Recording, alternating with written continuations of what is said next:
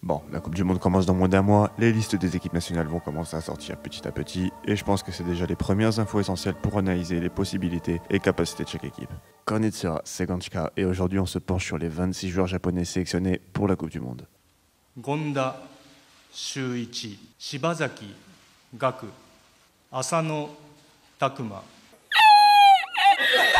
Mardi matin 6h, se tenait la conférence de presse de Moriyasu pour donner la liste des 26 joueurs japonais qui iront au Qatar. Une liste assez garnie et intéressante, mais avec tout de même quelques points d'interrogation. Bon, déjà bonne nouvelle, Itakura s'est remis de sa blessure et sera présent. De même pour Kubo qui semblait souffrir d'un coup à l'épaule. Après, personnellement, le premier point qui me gêne, c'est le secteur défensif. Même si Nakayama peut jouer à gauche et que Tomiyasu est à droite, j'aime pas trop l'idée de partir avec 6 défenseurs centraux de métier pour seuls 3 vrais latérales. Dont 2 en plus sont certes très expérimentés, mais ont déjà passé la trentaine. Et bon, c'est bien dommage de pas voir appeler Yukinari Sugawara, qui je pense aurait pu être très intéressant sur l'apport offensif.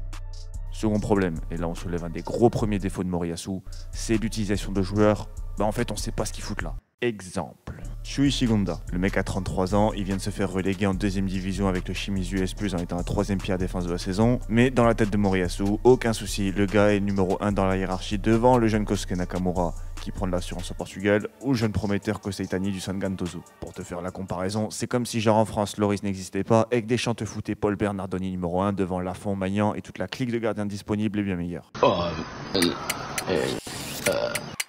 Autre qui n'a pas sa place, Gaku Shibazaki. Bon, si en 2018 sa place dans l'équipe pouvait sembler normale et légitime au vu des joueurs à son poste à ce moment-là, le voir sélectionné en 2022 est un énorme crachat à la gueule de la logique. Alors que le gars reste perdu dans les méandres de la seconde division espagnole, à côté de ça t'as un certain Reo Hatate, qui après avoir dominé le game japonais avec Kawasaki Frontal, domine le game écossais avec le Celtic. Le gars sort régulièrement de solides prestations quand il n'envoie pas des pétards à l'entrée de la surface, mais pour Moriyasu, fuck la logique, c'est Shibazaki sélectionné. Bon, quitte à parler du Celtic, on pourra aussi relever l'absence du colossal Kyogo Furuhashi qui enchaînait les buts depuis 2 ans. Mais bon, Moriyasu apparemment n'est pas convaincu dans son rôle d'attaquant seul en pointe. Ouais, ça fait vraiment chier, mais au moins on peut se rassurer en disant que Maeda est là et on se retape pas à nouveau Yuya Osako. Dernier mindfuck de cette liste, Takuma Asano. À la base c'est un joueur que j'aime bien, on va pas se mentir. Mais il ne fait pas une grosse carrière en Europe et il est encore blessé depuis septembre. Quand on voit à côté de ça Keito Nakamura qui réussit à merveille son début de saison... Le problème c'est que comme pour Gonda, ce sont des joueurs que Moriyasu apprécie, donc il les convoque aux dépens du mérite des autres. D'ailleurs, anecdote drôle, savez-vous qui était l'entraîneur d'Asano Hiroshima entre 2013 et 2016 ? Un certain Hajime Moriyasu. Bon, en vrai j'ai salement taclé depuis tout à l'heure, mais on va pas se mentir, il y a quand même un groupe sympa. De l'expérience avec les 3 matchs Kawashima, Nagatomo et Sakai qui je pense seront bénéfiques pour l'atmosphère du groupe.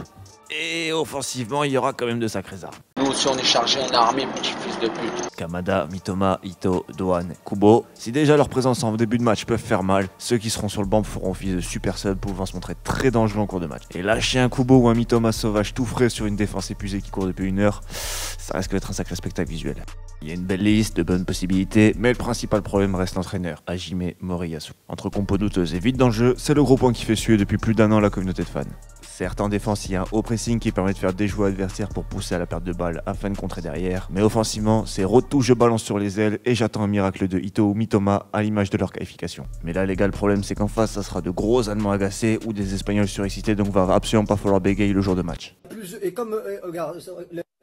Après j'ai beau rafale Moriyasu depuis tout à l'heure, en vrai je crois que cette équipe de par ses individualités et sa qualité technique pourrait sortir son épingle du jeu. Oui, il joue l'Allemagne et l'Espagne, mais ne nous mentons pas. On est loin de l'Allemagne de Cyborg de 2014 et d'une Espagne flamboyante. Les deux équipes souffrent aussi de leur renouvellement générationnel et se cherchent encore. Et cela au dépend même d'un grand nombre de joueurs talentueux. Personnellement, je pense que ça sera l'Allemagne le gros morceau. L'Espagne est certes une bonne équipe, mais a une fâcheuse tendance à sous-estimer des fois ses adversaires. Et sur 90 minutes, ça m'étonnerait pas de les voir en difficulté et bousculer. Le Costa Rica pourrait être aussi un match piège à l'image de la Grèce en 2014.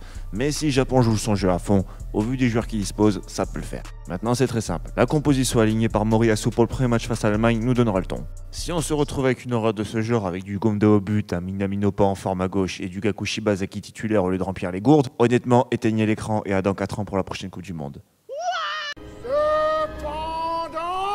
Si les neurones dans son crâne s'activent arriver que Moriyasu nous lâche ça ou ça, bon, dans ce cas, ça sera de sacrés matchs, ça sera difficile, mais qui sait, sur 90 minutes, tout peut se passer et c'est ce qui fait la beauté de la compétition. Et si effectivement les compositions sont cohérentes et que l'équipe se met à son meilleur niveau, alors elle pourra créer la surprise. Perso, je crois en leur chance de se qualifier, avec difficulté, mais ils arriveront peut-être à se qualifier en compagnie de l'Allemagne. Je les voyais déjà se qualifier en 2018, ça m'avait volé une tollée de moquerie, et au final, c'est Bibi qui avait raison. Durant la conférence de presse, la JFA a déclaré viser les quarts de finale. Bon, mais moi qui suis fan de l'équipe, j'aurais jamais eu l'audace de mettre la barre aussi haute. Surtout quand la barre en question est tenue depuis plus d'1 an par le gars qui ruine ton jeu. Keisuke Honda, joueur iconique japonais, a d'ailleurs par la suite de cette liste donné son pronostic. Selon lui, le Japon fera match nul face à l'Allemagne, gagnera la Costa Rica et obtiendra sa qualification avec un match nul contre l'Espagne, finissant avec 5 points. Putain, qu'est-ce que j'adore ce Honda.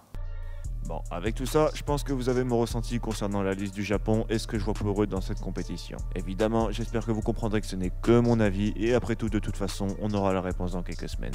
Donc pas besoin de vous exciter sur votre clavier gamer lumineux dégueulasse Made in AliExpress pour me dire que vous aimiez le Chibrax espagnol. Je m'en bats les couilles. Bref, j'espère que ce petit format court et expéditif vous aura plu. C'était Ganchka, c'est Anala.